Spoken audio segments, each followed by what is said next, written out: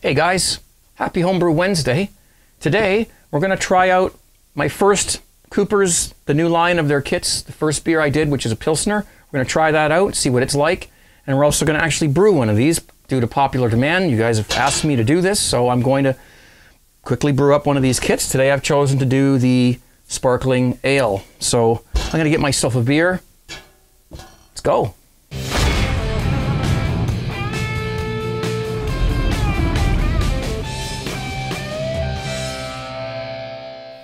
All right, so first things first, well, first of all, I gotta heat up some water, so let's do that because that takes a little while.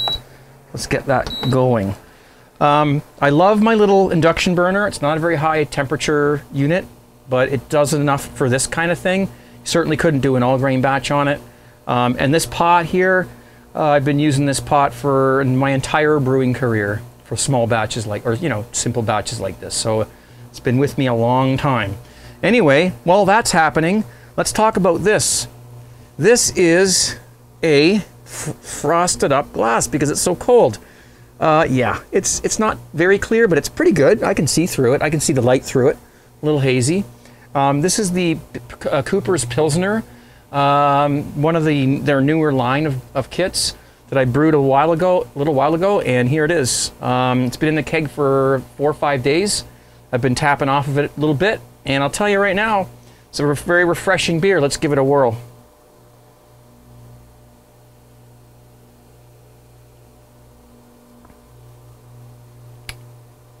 Whoa, yeah. To be quite honest with you, really, I don't know how else to tell you this, because I don't want it to sound like this is some sort of an infomercial or anything like that, which is not. This is excellent. This is a really refreshing beer. It's just, I have a lot of people ask me, like, you know, I'm used to Labatt's Blue or Coors, or if you don't want to jump right into all grain or anything like that, this would be your best bet, I think. It's a very, very clean beer.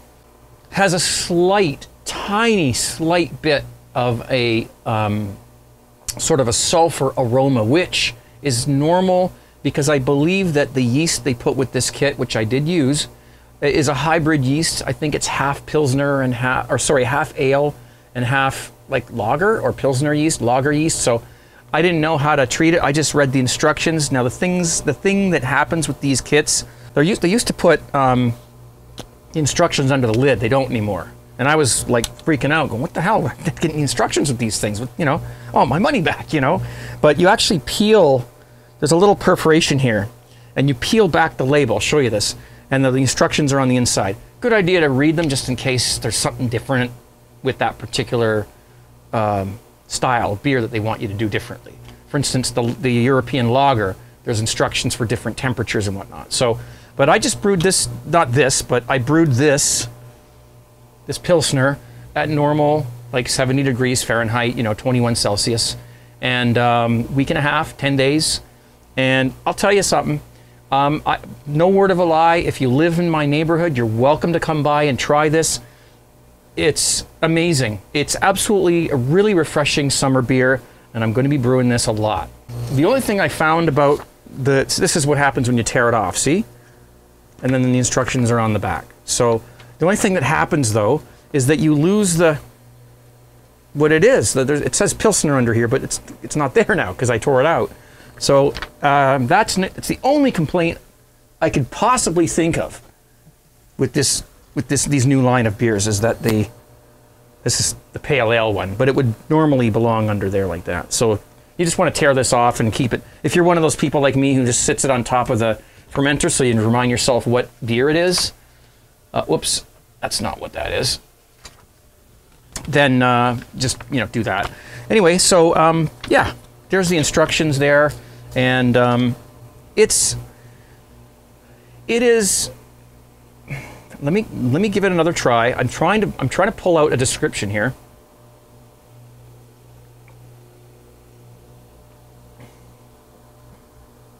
If you are out cutting the grass or doing something outside in the summer, this is your beer. I love this stuff. It's awesome. If you're a simple brewer like me, you don't have a lot of space, you did one of these kits, this is the one that I would choose for a summer beer. It's awesome. I think if you want to brew a lager style beer and you don't have the temperatures that you need for lagers, or you don't have the time to let it lager, this is your second best bet. It tastes like a lager. It feels like one. The mouthfeel is awesome. The carbonation, I've got it down to a fine art with my system, with my keg, and I can't say enough about it. So you'll see me doing these a lot more. The Canadian Blonde is getting pushed this way. Pushed aside for a little while, and these are the ones I would like to start brewing for a while during the summer.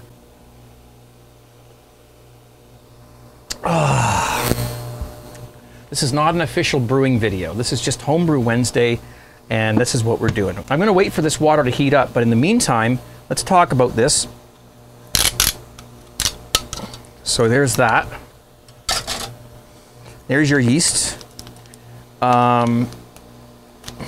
It's glued on. There we go.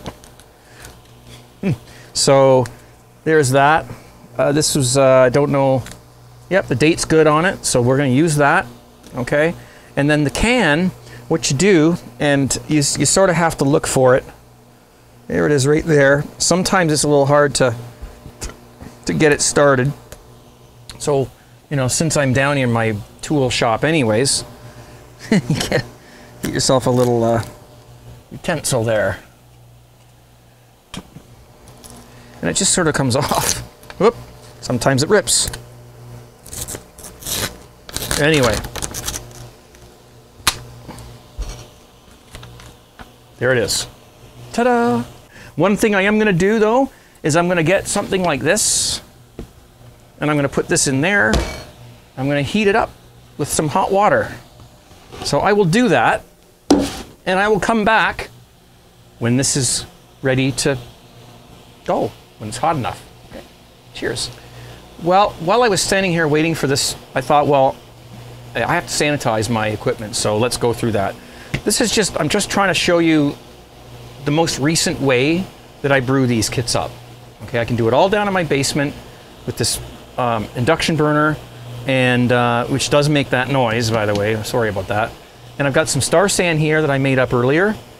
And what I'll do is grab I've got my airlock little bung thing, spoon, and the fermenter itself. And so what I do these days, because I've changed this over the years, to throw everything in there. Usually I can do it with my thumb, but this one's brand new, so there you go. Just toss it all in there, and then dump your sanitizer in. Star San, cloudy Star San, works just the same. Never, ever, ever, ever had a problem with using it once it's become cloudy. It still has the same acidity, or pH, I should say. Okay, oops, oh, I threw the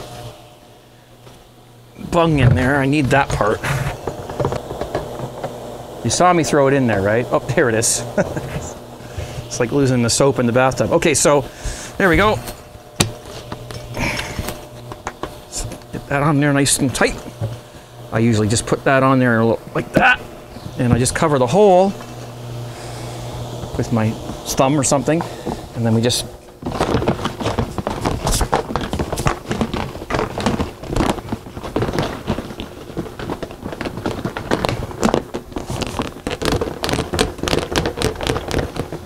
that's it.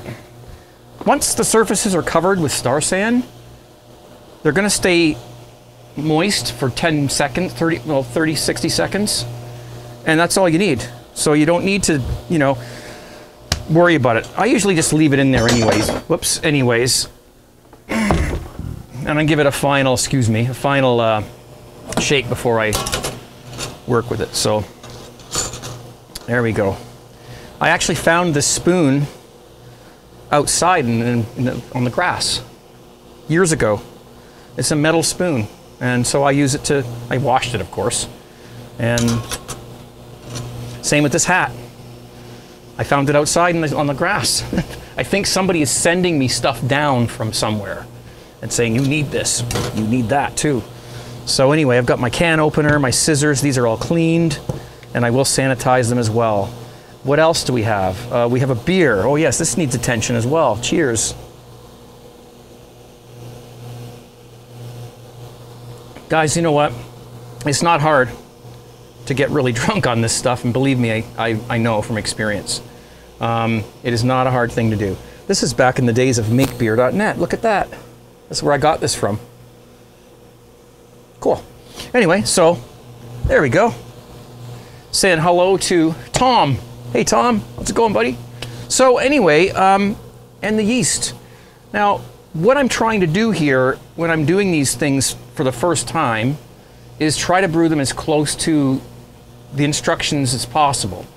That way I have a reference, you know, I have a base that I can refer to. So next time I brew them, I can say, okay, I know what we got. Let's see what we can do and make it change it a little bit. So I'm just trying to do it as basic as I can.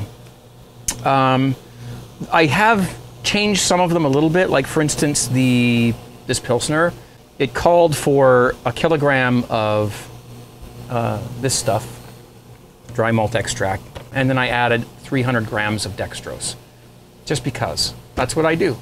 I like to have a certain amount of fermentables in there and have a certain starting gravity, which is usually around 1.050.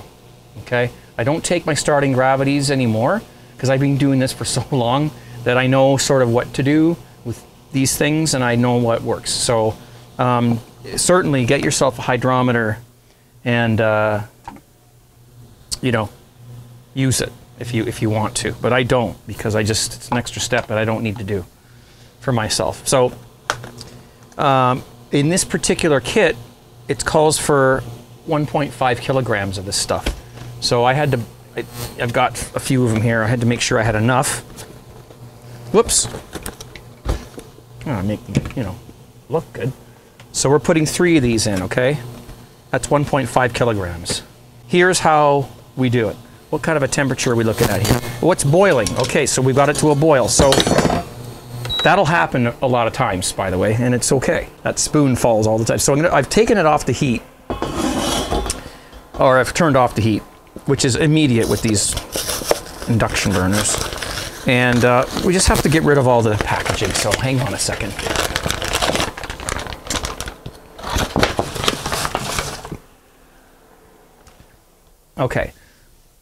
Okay, so that's off, and I'm going to go ahead with these. The thing I like about them is that they're already sterile. You don't have to do what I'm about to do with them. In other words, you could just dump them right in the fermenter. But I'm trying to show you the way that I normally brew these kits, and this is the way I would normally do it. Because a lot of times I'm adding dextrose to a little bit, and the dextrose is not sterile, I assume.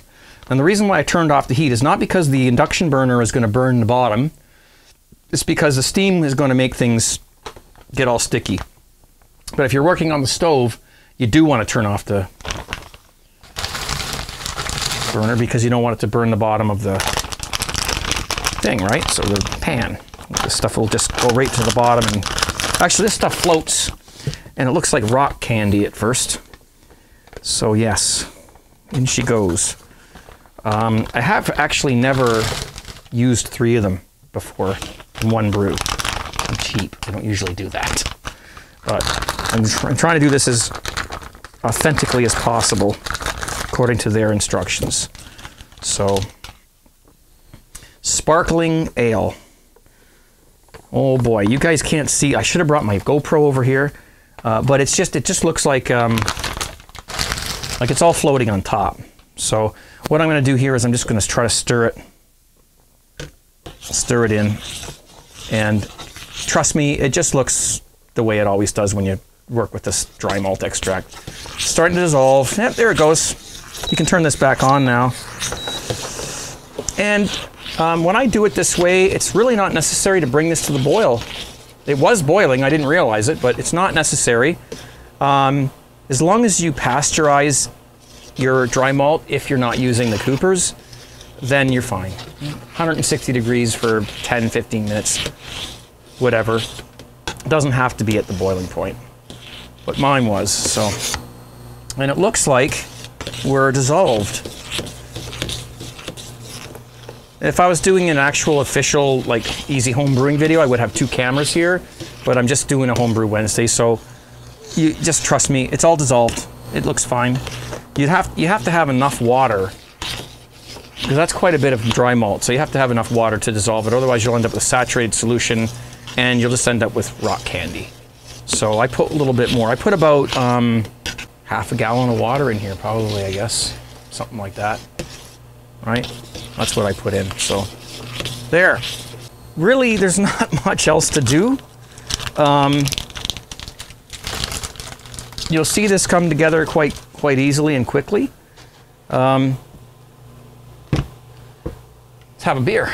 Cheers.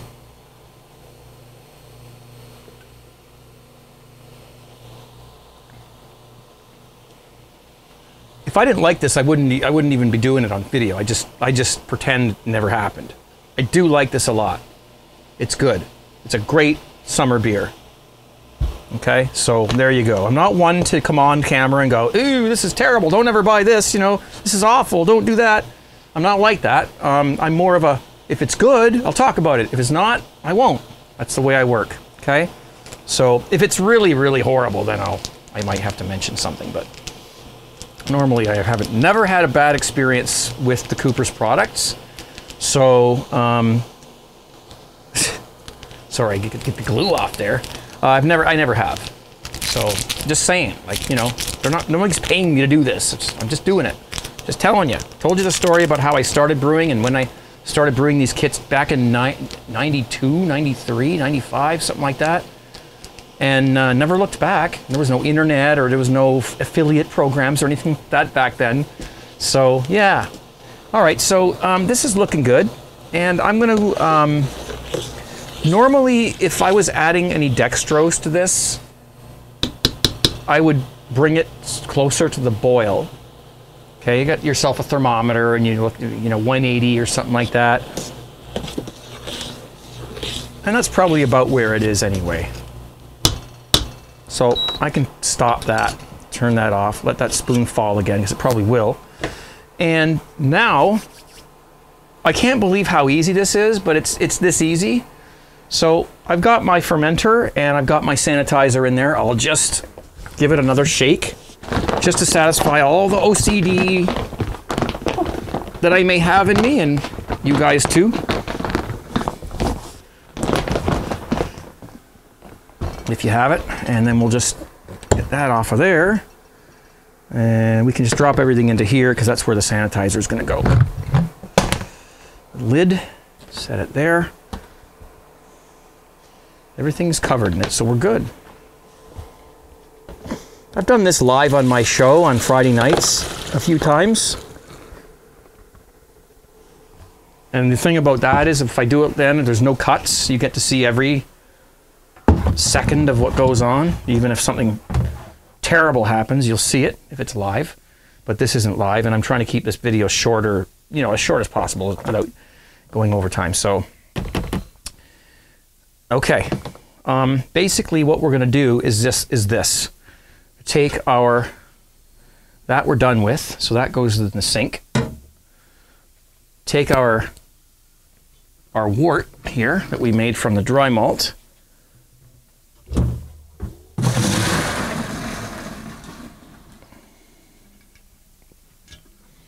Now I'm going to make a prediction. I'm pretty sure that when I fill this fermenter up with cold water, my temperature is not going to be low enough to pitch the yeast. I'm going to show you something really cool that I've learned I can do. All right, we'll get to that in just a moment. So there's that. Now, where's our can? Here we go.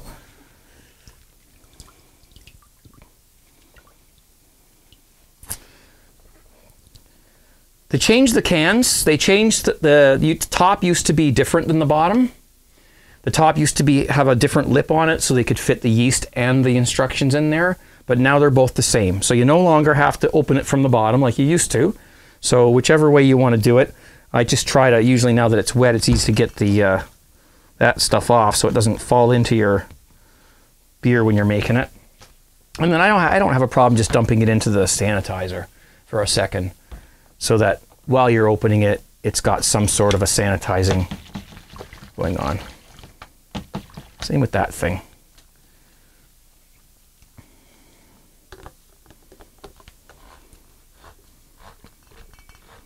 I always love to smell this stuff because you can really smell the hops.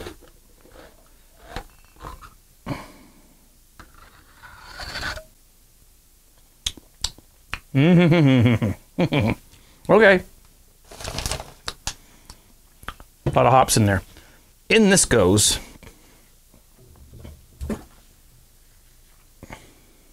that fermenter there has a pale ale in it from there, which I didn't film, but we'll be trying that next, well, maybe not next week, but the week after probably.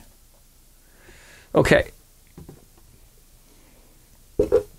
I always sanitize this hose before I use it for this. I always do. Put it in the sanitizer, run it through it, make sure it's sanitized before I use it for this. Just so you know. Just want to get some really hot water going on here. Because God forbid this take any longer than half an hour, you know. I'm joking. This is just a great, simple way to make beer if that's what you want to do. And I know myself, I have a lot of work to do this summer. And even now it's starting to pile up. And so, you know, I need to get some beer going. Time for another one.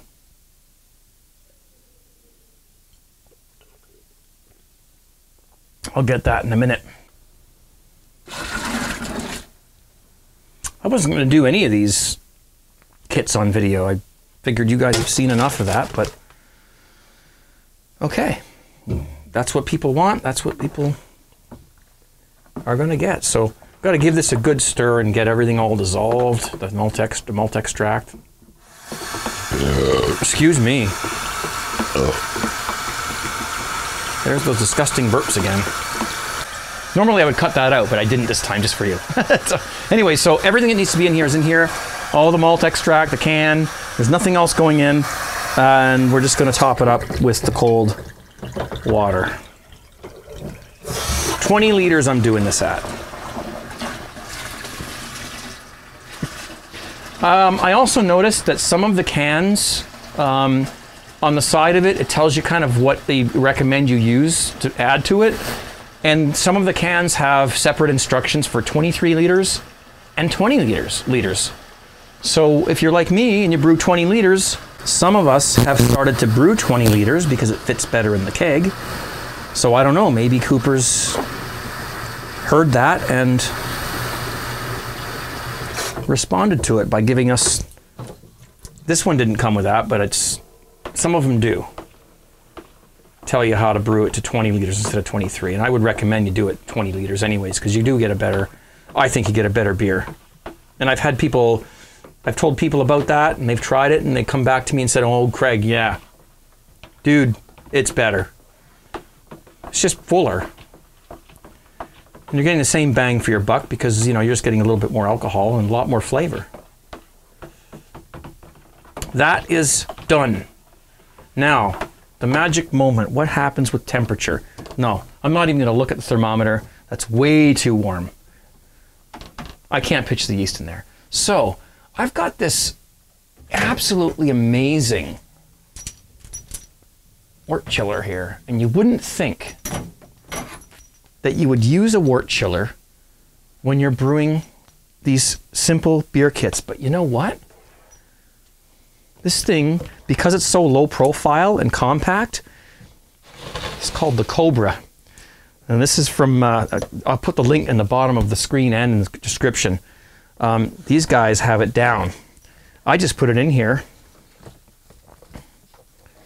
I get as much of it in there as I can in the sanitizer, right? Just squash it around, get it all covered. It's already clean. I clean it every time I use it, so, and I do use this one a lot. It's the best wort chiller I've ever owned for my purposes. I still have my other one too, which is great. So yeah, you just give it a bath, Star San, you know. Make sure it's all covered. And then, you know, just to make absolutely sure, I've got a bottle of Star San here. You can go ahead and just spray down the other parts of it here that are going to be inside. So you don't need to boil the thing, is what I'm saying. Just spray the thing down with Star San. I've done this many times. In a situation like this, normally what I would have to do is take this darn thing, which weighs about 50,000 pounds now, and put it in my sink full of cold water and stir it and wait, and you know how that takes a long time. Now I just do this. And because this wort chiller is so small, they've doubled it up. See how they made it like a dual layer kind of thing? See? So it's like a big wort chiller, but it's folded up on pot itself with space between. I think this is ingenious myself. I can't believe that they did this. And I think that because a lot of us brew on the stove with smaller pots, they wanted to make sure that we had a wort chiller that was going to work for that purpose. And this one does. So again, there's a link down below. I can go ahead and just sit that in there. Get the spoon out of the way. And we'll just hook it up. I would say the wort is probably about 85 degrees Fahrenheit. Not sure what that is in Celsius at the moment. And that's just too warm to pitch the yeast. So I want this over with. So here we go. Cold water. Full blast. You're gonna have to trust me. I'm not going to do this, you know, if I don't need to, obviously. Last time I did it, it took me about 2 minutes to get it down to about 70 degrees Fahrenheit from 80, 85. I don't know if anyone's ever thought of this, but I tried it one day and it worked. That's it, we're done. She's down to about, I would say, 72 degrees. Yep, 72, 73. Which is fine for this yeast. And I'll give it a final stir.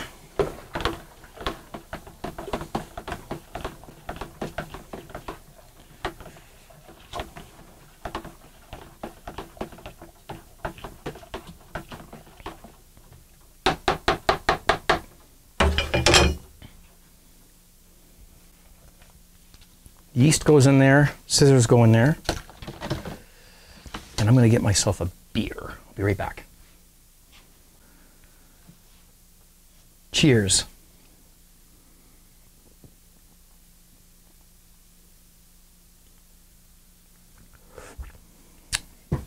The only problem with brewing simple beer kits like this, and I do find it a major problem, is that there's not enough time to get like half in the bag, really. I mean, I've only had one beer so far, and plus this one, so you're going to have to figure out what to do about that.